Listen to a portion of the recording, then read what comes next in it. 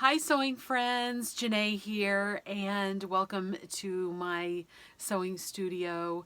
And I just am so excited to share some things with you. I know it has been a very long time since I have gotten on here to talk with you, but I am really hoping that that's going to change. I want to get on here more. I want to share things with you. And today I'm so excited to share some places I've been to lately. I want to share with you a fabric haul that I did, and I also have a couple other tips and tricks for you. So just know that most everything that I talk about, I will put links in below so that you can go there if you want to visit those websites. So today, what has inspired me to start videotaping a little bit more is I have been watching a lot of YouTube channels during COVID quarantining, and one of the websites that I love to watch is Anna at Quilt Roadies, and she is just a breath of fresh air. And there were times when, it was pretty lonely being quarantined at home, and I would put her on the TV and watch her in my studio. So I actually have a TV. You can see it over there, and right here in my studio, and it was like she was sitting in my room talking with me in person. It was just comforting, and sometimes she didn't have like super profound things to say, but it was comforting. And she is actually from an area close to me, so she knows a lot of the same quilt shops that I like to go to and things like that. So I love watching her channel. I would highly suggest, if you like watching YouTubes, to go over there and watch her. So one of the things that I felt very overwhelmed with during this last year of quarantining was all my projects that I have going on. So, it's kind of like in my head, I knew all the sewing projects in particular that I had started and that I wanted to finish. And, it's like, okay, what am I going to work on today? What am I going to, what do I want to accomplish? I didn't really know, because I didn't have a good idea of how many UFOs I had. And so, I think most of you probably know what UFOs are. They're unfinished projects or objects or projects, whatever you want to say. But so what I did is I actually took the time to make a list of all of my UFOs. And believe me, it's a long list. It actually goes on to the next page, or the next page. Anyway, and when I actually had them all written out, I think I'm at about 27 UFOs. And that's a lot. So what I did is I wrote them out. I highlighted some that I wanted to get done immediately. And on the other side, I actually just, I gave a very, I penciled it in, due date. So for some, I wanted to finish them in March. For some, I wanted April. Some not till summertime. Some are in the fall. Some are going to be ongoing and may not get done for years. And that's okay. But for some reason, making this list really helps me get those projects out of my head onto the paper. And I was able to kind of see the light at the end of the tunnel, as far as it wasn't like clogging my brain anymore, and I could actually like say, okay, if I want to accomplish this project, by summertime, I need to work on it now. Anyway, I just encourage you to do that if you're feeling overwhelmed with your projects and you feel like you have too many and you can't keep them all organized. Just write them all down. I was greatly encouraged by Anna of Quilt Roadies, because she probably has more unfinished projects than I do. And it was encouraging because, you know what I took away from that was that it's okay. It's okay to have a lot of unfinished crafting projects. And I think it's because it's not necessarily the end result, the finished project that I'm striving for necessarily. It's the enjoyment that I get from just working on the project. So, you know, maybe one day I want to work on a quilt, maybe one day I want to work on hand stitching. And, you know, that's what brings us enjoyment, right? It's the process. It's not necessarily, okay, I got to finish, 20 projects this month. Now, for some, that might be what brings you enjoyment, is getting a lot of those projects done. It's the quantity. But I had a very wise mentor a long time ago, and she was a painter. And she would always say to me, Janae, it's you know, if you don't enjoy the process, then why even do it? I mean, I know there are some projects where you just want to get it done and so that you can hang it on the wall and enjoy it. But if you don't really enjoy the process, then I don't know. It seems like it loses some of its meaning. But anyway, so I wanted to show you that. So the next thing I want to show you is actually my fabric haul. A week ago, I went to North Dakota, and that is where my grandbabies are, so I had to go visit them. And so they are so sweet to me because they let me visit the local quilt shops when I'm back there. And well, I should say really my daughter, she was like, Mom, I think there's some new shops in town. Do you want to go? And it's like, of course. So I want to show you what I got from there. So the first shop that I went to is actually in Minot. And Minot is about an hour from Rugby, North Dakota.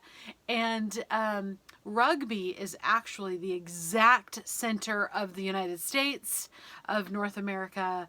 It's crazy because there's actually a monument there that it's the middle. So I'm in Oregon. I flew to North Dakota and visited there. So anyway, the first shop I went to is called Bernina Plus, and it is right across the street from my favorite restaurant there, which is Charlie's on Main, and you can get the best breakfast in town there. And so then you walk across the street and you go to Bernina Plus. It's a fabulous little shop that is, it's a very narrow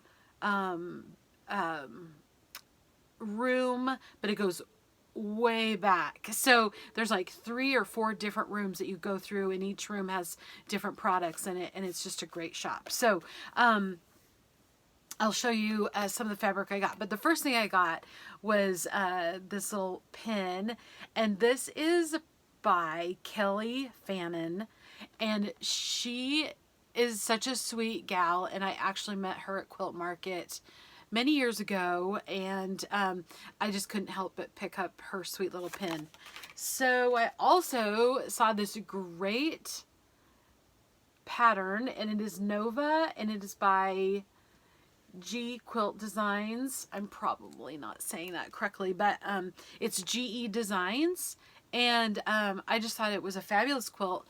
And it is made with a cake. Oh my goodness, what are these things called? A layer cake. A layer cake. So so I picked up a beautiful layer cake for this quilt, Nova. And I also picked up,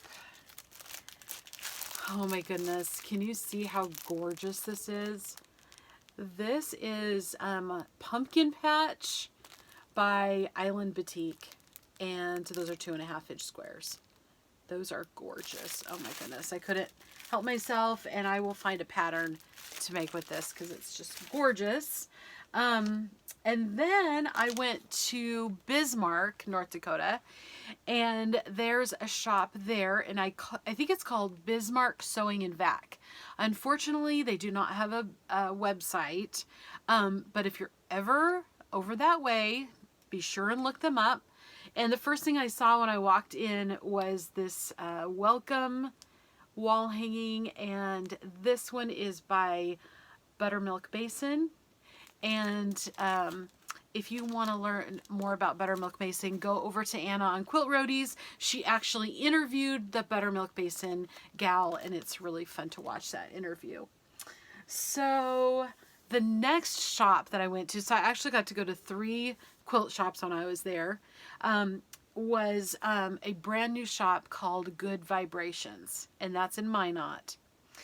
And I walked in, and I was just, I mean, I was in my happy place. I could have spent a lot of time there, but we had a time crunch, and so I had to shop quickly, but I can't wait to show you what I got. So the first thing I got was the Birch Street collage by Laura Hine. You know, I've seen these collages a lot, and I have been attracted to them, but they just seem a little bit overwhelming to me, and I couldn't help myself when I saw this one. I love houses, and I thought I could really have fun with the trees and the flowers. So she had a lot of the fabrics that are actually used in this, and so of course I had to pick up some of those fabrics. This was a kit that she had there. Oh my goodness, just gorgeous. She had a lot of the new K Facet prints in, and so this was made up into a quilt, and the pattern was called Duet. And let me see if I can take this out, because it's this pattern right here. It's just one of those cards, and these cards have been made into many, many, many, many quilts, and they are villarosadesigns.com. And that was made in her shop with these fabrics, and it was just gorgeous. Gorgeous, gorgeous. So I had to pick up this one as well. This one is also made with K fabrics, and it's called Iris by Penelope Handmade. And it came with everything except the backing and the batting.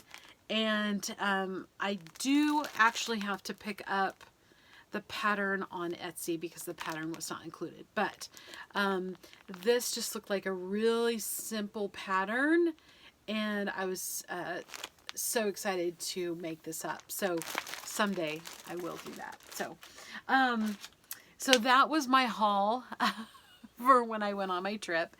And